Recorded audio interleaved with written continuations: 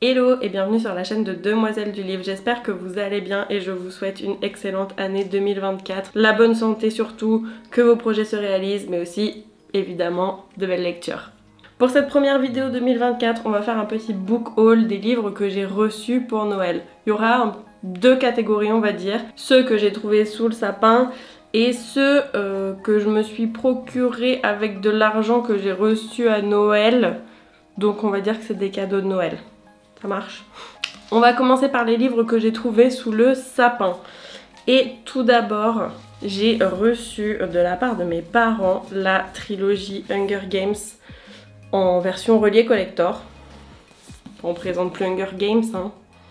Je les trouve magnifiques. Je sais que l'édition a fait débat, mais moi je trouve vraiment ça beau. Enfin, c'est épuré, ça brille. C'est tout ce que j'aime en fait. Donc personnellement je les adore et du coup je les avais demandés pour Noël à mes parents. Donc voilà, donc le tome 1, le tome 2, la tranche rouge, brillante aussi. Je sais pas si ça ressort très bien en vidéo. Et le tome 3. J'ai oublié de préciser pour le Hunger Games que c'est l'édition reliée collector qui est sortie chez PKJ et la trilogie Hunger Games a été écrite par Suzanne Collins. On passe au deuxième livre que j'ai reçu et il s'agit du tome 1 de La Maison aux ailes déployées d'Olivia Wildenstein, publié aux éditions Corrigan. J'ai craqué déjà pour la beauté du livre. Donc du coup je l'avais demandé pour Noël. Je ne connais pas le résumé par cœur, donc je vais vous le lire. Mi-faée, mi-humaine, Fallon vit une existence misérable en travaillant dans une taverne pour subvenir aux besoins de sa famille. La jeune femme est détestée par l'élite des faées au sang pur, à l'exception de Dante, le prince de Luce, dont elle est amoureuse depuis qu'ils ont échangé un baiser. Mais cet amour entre une moins que rien et un prince est impossible, jusqu'au jour où un oracle prédit à Fallon un avenir dont elle n'aurait jamais osé rêver. Elle pourrait bien devenir reine, à condition qu'elle libère une créature ailée aux immenses pouvoirs. La jeune femme est prête à tout pour renverser l'actuel roi et régner aux côtés du beau prince de Luce. Mais vouloir réveiller des pouvoirs qui sommeillent depuis des siècles est une quête très dangereuse. Fallon pourrait bien y perdre son âme. Et il y a 3 petits mots-clés, on va dire, qui sont écrits en dessous. C'est une prophétie, une quête mortelle et un destin royal. Voilà, il me faisait très envie. Il y a le tome 2 qui sort bientôt, je crois. Donc ce serait bien que je le lise avant que le tome 2 sorte pour être sûre de vouloir me le procurer. À l'intérieur, c'est comme ça. On va enlever hop, la jaquette. Ensuite, dans les livres que j'ai trouvés sous le sapin, c'est pas vraiment un livre que je vais vous montrer, vous allez voir. J'ai reçu de la part de mon chéri une box La Cube, la box imaginaire. Donc c'est pas une box d'abonnement, c'est les box qu'on peut acheter comme ça où il y a un certain nombre de livres sur un thème et des petits accessoires. Donc je l'ai déjà ouverte, donc je sais ce qu'il y a dedans, mais bon je vais vous montrer quand même. En espérant que tout ne tombe pas. Oh là là. Oh là là.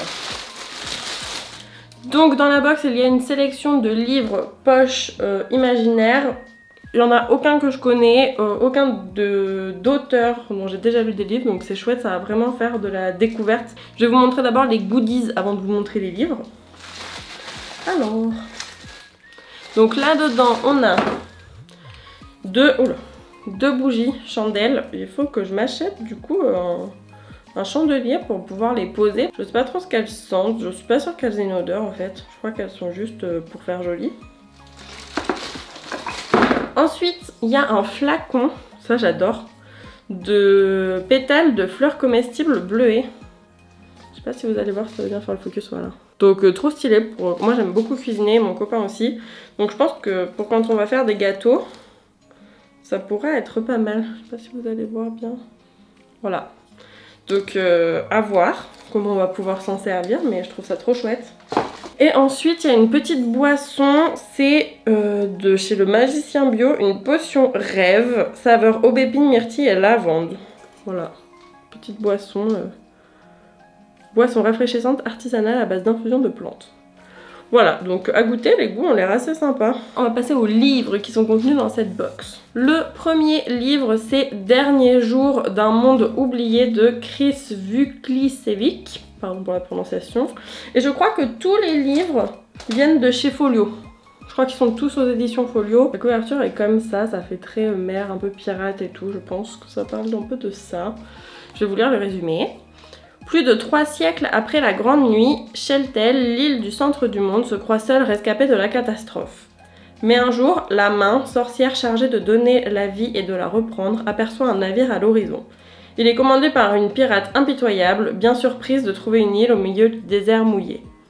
Si la main voit en ces étrangers une menace pour ses secrets, Arthur Posard, commerçant sans scrupules, considère les intrus comme des clients potentiels susceptibles d'augmenter encore, si possible, son immense fortune. C'est une nouvelle ère qui s'ouvre. Qu'elle les mène à la gloire ou à la ruine, la sorcière, la pirate et le vieux marchand en seront les instigateurs, bien malgré eux. C'est le premier roman de l'auteur, d'après ce qui est marqué. Il a remporté un concours organisé pour les 20 ans de la collection Folio. Folio SF. Donc, on va voir, hein. Ça me donne bien envie. Ça, c'est le premier. On a 5 comme ça, je crois. Ensuite, il y a un roman de Catherine Ardant. C'est L'ours et le rossignol. J'aime beaucoup la couverture. Très jolie. Au plus froid de l'hiver, Vassia adore par-dessus tout écouter, avec ses frères et sa sœur, les contes de Dounia, la vieille servante. Et plus particulièrement celui de Gel ou Morozko, le démon aux yeux bleus, le roi de l'hiver. Mais pour Vassia, ces histoires sont bien plus que cela. En effet, elle est la seule de la fratrie à voir les esprits protecteurs de la maison, à entendre l'appel insistant des sombres forces nichées au plus profond de la forêt. Ce qui n'est pas du goût de la nouvelle femme de son père, dévote acharnée, bien décidée à éradiquer de son foyer les superstitions ancestrales. C'est inspiré de contes russes. Donc pareil, c'est le premier roman de l'autrice. Donc on va voir. Oh, elle a fait une année de lycée à Rennes. Elle est née à Austin au Texas, elle a fait une année de lycée à Rennes, elle est partie étudier à Moscou, bah dis donc. Avant de finir ses études de littérature française et russe au Middlebury College dans le Vermont. Elle a vécu à Hawaï et à Briançon. C'est un peu de salle de ambiance quand même. Ensuite, on a un roman de Ken Liu, La ménagerie de papier, qui a eu le Grand Prix de l'imaginaire en 2016. De plus près. Serait-il possible de décrypter les algorithmes de l'amour? Peut-être les tentaculaires compagnies de l'internet y parviendront-elles un jour. Elles sauraient alors dire si 2 personnes sont vraiment faites pour être ensemble. Et si l'immortalité nous était offerte, quelle trajectoire serions-nous amenés à suivre? Sans doute la route vers les étoiles s'ouvrirait-elle à nous? D'immenses vaisseaux se dirigeraient vers 61 virginistes pour y trouver quoi? Mais les plus beaux des voyages sont peut-être ceux que l'on fait grâce à la mémoire, à l'aide de jouets nés des mains et de l'amour d'une mère. Une merveilleuse ménagerie de papier. C'est un recueil de nouvelles, en fait. C'est pas le résumé là. Donc en fait, c'est un recueil de nouvelles qui a été récompensé par le Grand Prix de l'imaginaire donc en 2016. Voilà. Donc à voir. Ça me tente peut-être un peu moins. Les nouvelles, j'ai des fois du mal parce que souvent c'est du coup c'est court, c'est des nouvelles. Merci Chloé. Et j'ai pas le temps de m'attacher forcément au personnage ou de bien rentrer dans l'histoire, donc à voir. Mais bon, de toute façon, je le lirai pour découvrir tout ça. On a ensuite un autre livre qui fait très marin, pirate. Donc c'est un livre de Pascal Quivigé, Le Royaume de Pierre d'Angle, tome 1. Ça, c'est le premier tome d'une saga. C'est une saga de 4 tomes. Ok. Donc il s'agit de L'Art du naufrage, il s'appelle ce premier tome. Après 2 ans à sillonner les mers en compagnie de son équipage, le prince héritier Thibaut se résigne à rentrer à Pierre d'Angle. Bientôt, il le sait, il sera appelé à régner sur ce royaume admiré de tous. Mais lors d'une escale, une passagère clandestine se glisse à bord du navire, bouleversant le quotidien des matelots. Le retour sera d'autant plus agité que le royaume de Pierre d'Angle, pacifique et prospère depuis plusieurs règnes, dissimule un terrible secret sur le point d'éclater au grand jour. Ça a l'air sympa ça. Mais du coup, c'est un début de saga. Ça va encore faire une saga en cours. Oh, il y a une Emma qui s'écrit avec un seul M. Dedans, je viens d'ouvrir un truc, j'ai vu Emma avec un M. Dis, c'est rare. C'est rare dans les livres, d'habitude elles ont 2 M. À bon entendeur. Le dernier livre de la box, c'est un livre de Léo Henry. Ça s'appelle Essel. Voilà, donc encore une fois chez Folio. Hein. Tessel en fait. Tessel ou Essel? Tessel.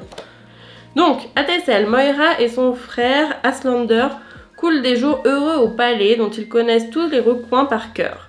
Leur père est à la tête de l'Empire des Cycles, et même si on évoque des combats sporadiques aux frontières, la paix et la concorde règnent. Pourtant, d'inquiétantes rumeurs courent.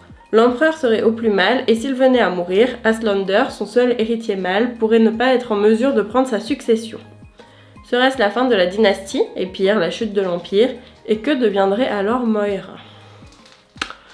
Ça je ne sais pas, ça je ne sais pas. Mais du coup ça a l'air pas mal hein. Donc ça c'est le dernier de la box. Donc en fait j'en connais aucun. Si vous en connaissez certains de ces livres, que vous les avez lus, n'hésitez pas à me le dire dans les commentaires et à me donner votre avis sur ces livres. Et n'hésitez pas à me dire non plus si ça vous intéresserait que je vlog ces lectures du coup, parce que clairement on est loin de ce que j'ai l'habitude de lire. Pas non plus à l'opposé, mais on est un peu loin de ce que j'ai l'habitude de lire.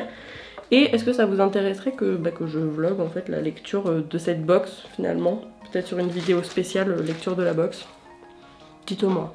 On va pouvoir passer à la seconde partie, donc les livres que j'ai achetés avec l'argent que j'ai reçu à Noël. Donc j'estime pour moi que c'est des cadeaux de Noël parce que du coup on m'a donné des sous en me disant je savais pas quoi te prendre. Du coup je me suis dit que c'était un peu comme si c'était le cadeau de Noël de la personne. On va commencer par un beau bébé. Il s'agit de l'édition collector, donc dans la boîte, de Babel, publié chez De Saxus. Donc je pense que vous l'avez pas vu passer un petit peu partout. Je connais pas le résumé. Faut que je l'ouvre. Je vais l'ouvrir. J'ai pas l'habitude d'ouvrir les blisters, mais je fais ça pour vous. Si j'y arrive. Donc, Babel. Donc il est dans sa boîte. Il est magnifique. J'ai eu un petit problème de batterie. Excusez-moi, me revoilà. On en était à dépioter Babel. On va enlever la jaquette. Bon, mais l'objet livre est juste magnifique. Ça brille. Très très beau. Hein. Là c'est comme ça. Est-ce qu'il y a une carte? J'adore les cartes dans les livres. Il y a une carte. Ça c'est quoi? C'est la ville d'Oxford. Ah, il y a un plan de Babel. Donc, je vais vous lire le résumé. 1828, un jeune orphelin chinois est recueilli à Canton par un professeur et conduit à Londres. Rebaptisé Robin Swift, le jeune garçon consacre ses journées à l'étude des langues dans l'optique d'intégrer le prestigieux Institut royal de traduction de l'université d'Oxford, plus connu sous le nom de Babel. Berceau de l'argentogravure, les étudiants y exploitent le sens perdu des mots à l'aide de barres d'argent enchantées. Dès ses premiers jours à Oxford, Robin prend conscience que ses travaux confèrent à l'Empire britannique une puissance inégalée et servent sa soif de colonisation, au détriment des classes défavorisées de la société et de ses territoires. Servir Babel revient donc à trahir sa patrie d'origine. Peut-il espérer changer Babel de l'intérieur, ou devra-t-il sacrifier ses rêves pour faire tomber cette institution? Ça a l'air incroyable. Il a l'air vraiment très très bien et tous les retours que j'ai pu lire sur ce livre étaient vraiment excellents, donc à moins que je sois pas tombée sur les bons retours, j'ai pas trop de doute sur le fait qu'il me plaira.